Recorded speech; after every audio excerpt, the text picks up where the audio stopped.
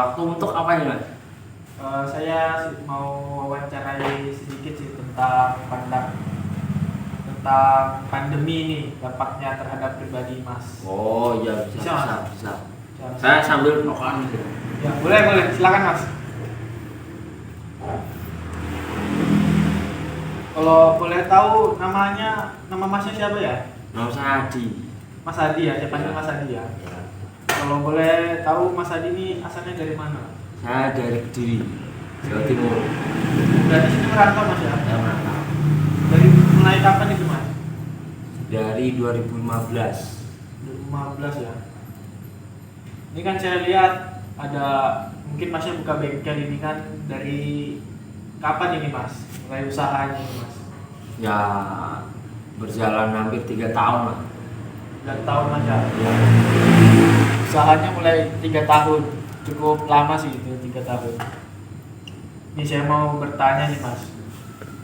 Menurut Masnya nih kan dampak wabah COVID ini kan cukup banyak kan Mas di segala aspek. Yang paling berpengaruh ini kan ekonomi. Itu pengaruh aspek ini menurut Mas seperti apa itu? Paling berpengaruh di ekonomi. Kalau saya ya kalau dari ekonomi ya pas-pasan, kalau mau kemana-mana sulit. Ya. Pernah nggak berpikir untuk coba usaha lain di masa pandemi ini? Kalau mau coba usaha lain, kalau yang saya bisa sih jualan. Tapi kalau jualan kayaknya sih sulit. Sulit Mas ya. Sulit, soalnya bapak saya kan jualan juga di Jakarta. Nah pas ada pandemi itu sudah nggak jualan lagi. Jadi mulai pandemi itu udah nggak berjalan lagi Mas ya? Nggak jualan lagi. Oh iya. Cukup lama sih itu Mas ya, hampir mau setahun ya. Sampai setahun nggak ada pemasukan buat saya. Kerja di luar sana aman Mas ya?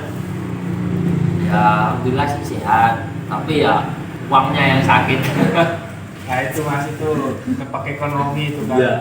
Nah, menurut Mas sendiri nih, kan pemerintah nih di masa pandemi ini kan banyak penanganannya nih kan.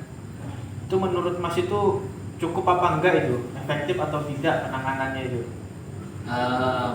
Penanganannya kalau menurut saya sih ya kurang kayak bantuan ini juga ya kurang lah. Terus kayak kita mana-mana dibatasi juga. Ya seperti itu ya kan, pemerintah ada penanganan WA, PSBB itu kan.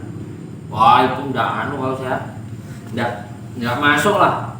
Soalnya kalau dilihat dari dari new normal atau dari ada yang PSBB dan ada zona merah, zona hitam, ya tetap aja berita-berita itu tetap sama aja tetap bermunculan ya. Iya, kabar-kabar kecuali positif. kalau ada PSBB terus beritanya berkurang, oke lah, berarti kan efektif toh. Ya mulai efektif berarti.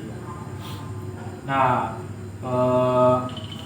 semenjak ada pembatasannya itu kan berarti warga-warga ini mulai sulit ya untuk bekerja kan, seperti driver ojek online itu kan agak sulit itu berarti ya.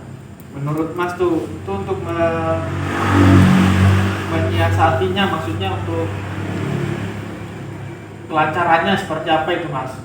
Kan PSBB itu semua dibatasi Mas. Ya bagusnya sih nggak usah dibatasi lah. Ya sesuai protokol aja yang ada kan, kita jaga diri masing-masing gitu aja sudah cukup sih menurut saya. Itu aja. Kalau kita dibatasi kayak gitu ya sulit juga kita cari makan Mas. Iya kan, iya betul itu. Seperti Mas bilang tadi ya kan, Iya. kalau seandainya kita mau berjualan, sedangkan seorang orang lain kan sedang keadaan sulit ya kan, Iya. apalagi untuk mau beli dagangan kan, dagangan Iya. orang lain. Ya kalau saya sendiri ya sulit lah itu kalau. Iya, sedangkan untuk mereka aja demi kehidupannya sehari-hari kadang sulit ya karena pendapatan itu. Nah itu dari PSBB itu kan semua dibatasi itu. Tapi ya, kemarin seperti pilkada itu tetap jalan dan berskala besar, bukan mengundang keramaian, tapi untuk seperti kegiatan yang lain, bersekolah, kadang bekerja, itu malah dibatasi, ibadah juga dibatasi. Itu tanggapannya nih Mas, secara mungkin kritik atau mungkin ada yang bisa diceritakan lainnya. Ya kalau menurut saya itu yang nggak masuk akal lah, ya sulit dipikir tuh, Sulit dimengerti. tidak kuat. Sulit dimengerti. Iya, bingung ya. Sekarang ya kemarin sempat dengar cerita juga di Jakarta katanya ada Rizik kan, Ya, Rizik ya betul. buat acara nikah anaknya dengan didatangi 10.000 orang. Ya, Nah itu saja boleh toh. Terus pilkada boleh. Sekarang Liga 1 terus sekolah, Liga 1 tuh nggak ada penonton padahal nggak jalan. Terus kayak sekolah nggak masuk. Itu kan saya punya adik dua, satu SD, yang satunya SMK. Ya itu di rumah mereka ya nggak belajar, ya cuman main HP, nonton YouTube, main game gitu aja. berarti pendidikannya belum berjalan Mas ya? Sama sekali menurut saya nggak ada ininya lah pokoknya. Oh, berarti pendidikan di luar sana ada yang belum berjalan ya, kan sudah ada masa sekolah online tuh kan, berarti sebagian daerah belum ada yang berjalan, mungkin masih ada yang diliburkan gitu kan. Nah kemarin saya ada baca nih Mas, menurut saya sih ini kritik sekali nih Mas. Saya pernah baca dan beritanya itu pun ada bahwa kementerian ini Mas korupsi dana sosial. Wah, nah itu Tanggapannya Mas, silakan itu Mas. saya dengar juga. Itu kalau saya ya nggak mikir gitu loh, sebagai pemimpin yang di sana, pusatnya sana, kok bisa setega itu. Masyarakat ini kan sudah susah Mas, kok malah dibikin susah lagi. Itu apa nggak mikir gitu, apa nggak punya hati gitu loh. Sedangkan kita masa kritis malah dibuat kritis lagi. Nah Ada nih berita lagi bahwa vaksin dari luar negeri sudah masuk Indonesia Mas ya. ya Nah saya baca vaksin itu dikenakan biaya Mas yang ingin memvaksin dirinya. Berarti untuk kayak kalangan-kalangan warga menengah nih, untuk harga yang sekian itu kan ada yang mampu, ada yang tidak. Nah Ya. jadi gimana itu Mas, kan ada yang warga nggak bisa vaksin, ada yang bisa vaksin. Tanggapannya Mas?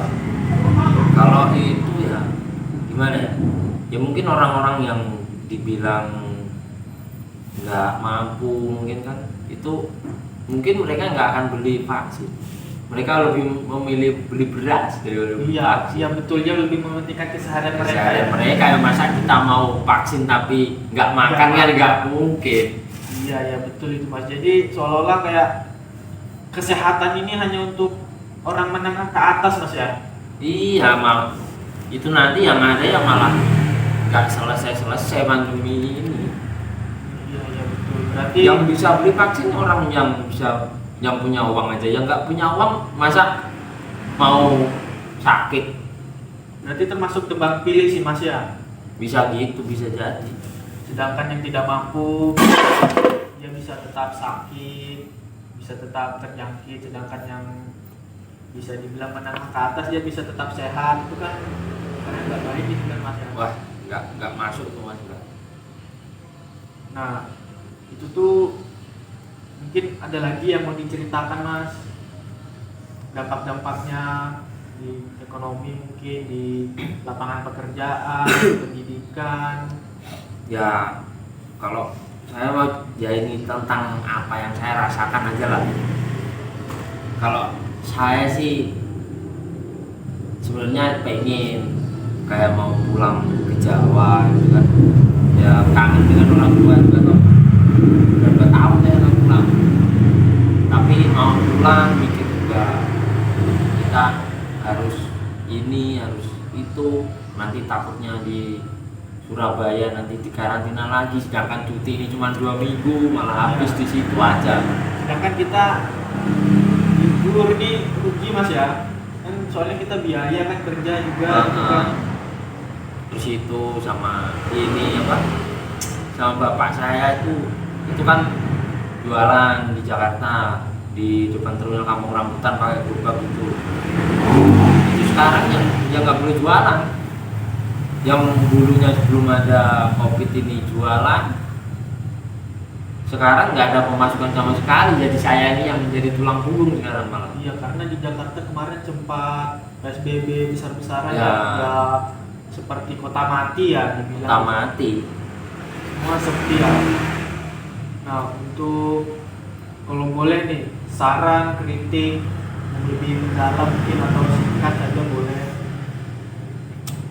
Sarannya ya kayak apa, rapid terus swab itu apa vaksin itu kalau bisa ya digratiskan aja ya, nggak usah bayar lah Ya, tujuannya kan biar ya, semua biar aman, biar cepat selesai, biar kita normal lagi kan. transparan ya kan. Ya. Jadi mana bisa yang diketahui positif, Ya negatif kan. itu kalau kritiknya ya untuk apa, untuk pemerintah sana, untuk orang-orang pusat, petinggi-petinggi negara itu ya jangan dikorupsi lagi kayak gini, bantuan masa dikorupsi kan, Kan ya nggak punya hati saya bilang. ya kan nggak logis mas ya, sedangkan di sini Iya. kita posisi sangat membutuhkan.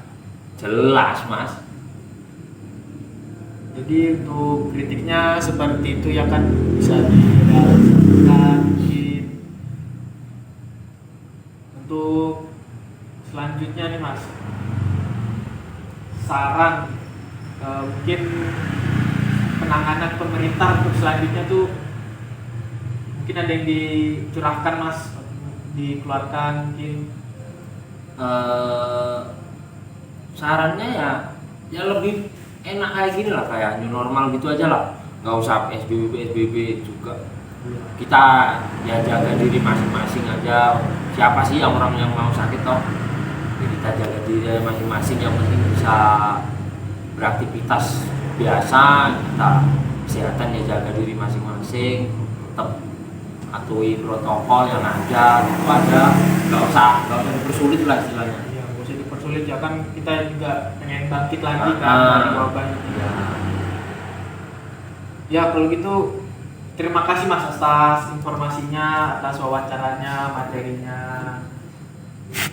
Kalau gitu saya pamit dulu mas. Oh siap.